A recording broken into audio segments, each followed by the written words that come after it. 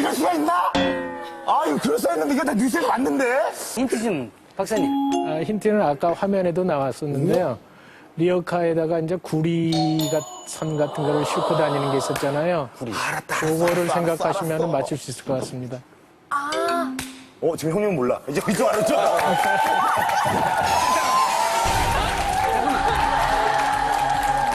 이거 같이 말해도 되죠? 선배님 의견은 뭔데요? 나는 먼저 의견 한번 내가 드려볼까? 그냥 내 의견은, 구리선이 많은 데는 전봇대란 말이죠. 네. 내가 생각할 때는 올라가서 전기선을 뜯다가 감전돼서 죽었다가 제 정답입니다. 수영 씨는? 저는 벽에 있던 철근을 뽑으려나 무너져서 깔려 죽었다. 정답. 그러면 제 흑기사. 만약을 대비해서 정답이 누군지 모르니까 네. 지목 좀 해주세요. 저는 흑기사가 흑기사를 흑기사 박사님.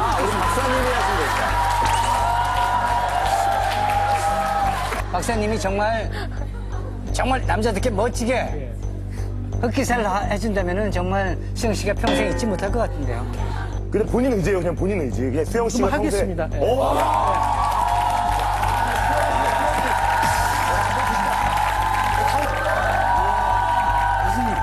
교수님 여기 앉으셨어. 시작하시죠. 힌트 주신 분 여기 앉으셨어. 원래 저희가 카운트다운을 할까요?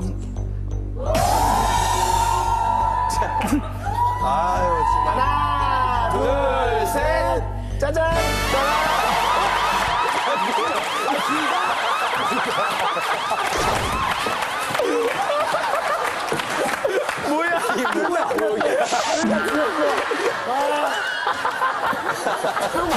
황당 실화 위기의 사람들. 특별한 직업도 없이 빈둥대기만 하던 혜희 씨. 그러다 우연히 쇠나 고리를 펴면 돈을 벌 수 있다는 말을 듣게 되었는데요. 그리고 얼마 후 손쉽게 돈을 벌기 위해 했던 행동 때문에 어이없이 목숨을 잃고 말았습니다. 자, 그렇다면 혜희 씨이 한 바보 같은 행동은 과연 무엇이었을까요? 양이 많으면 많을수록 좋지만 천천히 다녀봐야 고작 이거야. 뭐가 제일 비싼데요? 당연히 꿀이지. 그래서 내가 제일 좋아하는 건 이런 전선이라고. 할아버지의 얘기를 듣고 난 혜이싱은 가장 비싼 것이 굴이라는 말이 잊혀지지 않았는데요. 불이라. 그렇다고 집에 있는 전선을 다 갖다 팔 수도 없는 노릇이고. 그럼 전봇대 받은 것 같은데? 신기하네. 그래! 바로 저거야. 혜이싱의 눈에 띈 건 굴곡인 고압전선. 저 정도 굵기면 불이가 한가득 들어있을 거야. 저걸 끌어다 팔면. 그렇게 고압선을 훔쳐야겠다고 결심한 혜이싱은 곧바로 실행에 옮기기로 했는데요. 손잡이는 고무니까 감전될 일 없겠지? 자, 시작해볼까? 그리고 망설임 없이 전신줄을 타고 오르기 시작했습니다. 안타깝네요. 이재 씨만 저기서 모시고 있는 거예요? 저 모습 때문에 같이 뛰어나는 자르지 말까? 겁나죠. 그런데 혜이싱은 무려 23,000볼트의 전압이 걸려있는 고압전선의 위력을 미처 간파하지 못했고 잠시 후 헐단기가 고압전선에 닿기도 전에 강한 전류가 혜이싱의 몸을 타고 오르기 시작했습니다. 그렇게 엄청난 전류에 감전되고만 혜이싱은 채 몇 초도 지나지 않아 목숨을 잃고 말았던 것입니다. 그런데 여러분은 혜이싱의 이런 바보 같은 죽음이 그저 남의 일이라고만 생각되십니까?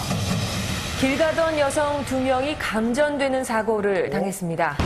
느닷없는 고압선. 우리나라에서도 전신주나 송전탑의 고압전선에 의한 감전사고가 매년 끊임없이 발생하고 있는데요. 건장한 성인 남성도 스탠드에 흐르는 전류에 반도 되지 않는 약 50mA의 전류에도 사망에 이를 수 있으며 불과 20mA만 돼도 1분 이상 감전되면 호흡곤란과 근육마비를 일으키게 됩니다. 그런데 송전솔로에서는 최고 76만 5천 볼트의 고압이 걸려있고 도심의 일반 전신주에 있는 고전압 케이블에도 220V 가정용 전압에 100배가 넘는 전압이 걸려있다는 사실. 무엇보다 고압 전선이 위험한 이유는 신체가 직접 전선에 닿지 않아도 감전될 수 있기 때문인데요. 원래 공기는 전기가 통하지 않는 절연체이기 때문에 전선과 직접 연결돼 있지 않을 때는 전기가 통하지 않는 것이 정상.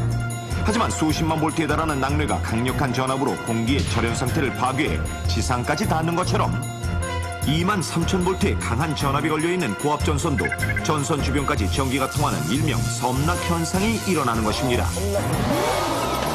자, 그렇다면 실제로 고압 전선에 직접 닿지 않아도 전기가 통할까 실험을 통해 알아보겠습니다.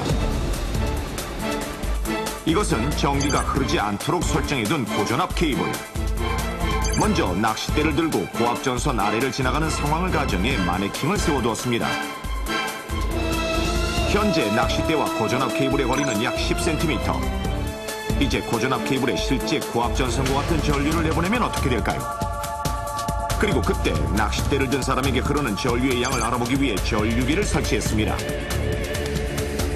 실험 준비는 끝났고 이제 실험 시작!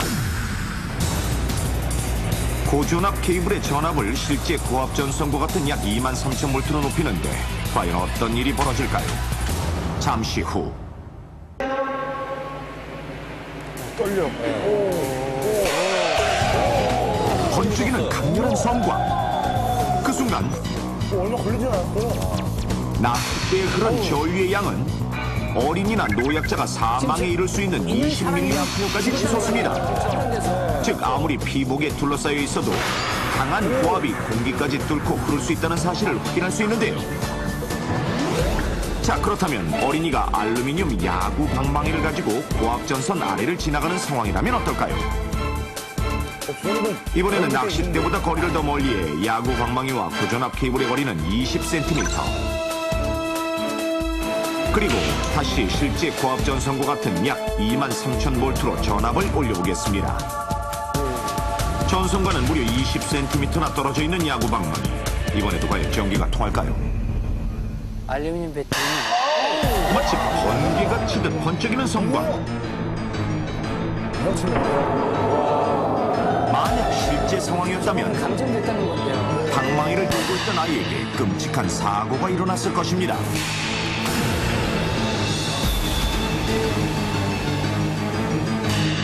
이렇듯 닿지 않고 가까이 가는 것만으로도 위험한 고압선. 그러므로 주택가의 고압 전선과는 2m 이상 거리를 두는 것이 안전하고 70만 볼트 이상의 전압이 걸려있는 송전선로에는 최소한 5m 이상 거리를 두는 것이 감전 사고를 예방하는 최선의 방법입니다. 또한 고압 전선 근처에 사다리, 안테나, 파이프 등 길이가 길고 전기가 통하는 물건을 가지고 가는 일이 없도록 하십시오. 그리고 만약 감전돼 의식을 잃은 사람을 발견한다면 먼저 끊어진 전선이 근처에 있는지 확인하도록 하고 반드시 마른 나무 막대나 플라스틱을 이용해 전선을 최대한 멀리 치우는 것이 급선무. 그리고 곧바로 119에 신고한 후 구조대가 도착할 때까지 인공호흡을 해주는 것이 최선의 방법입니다.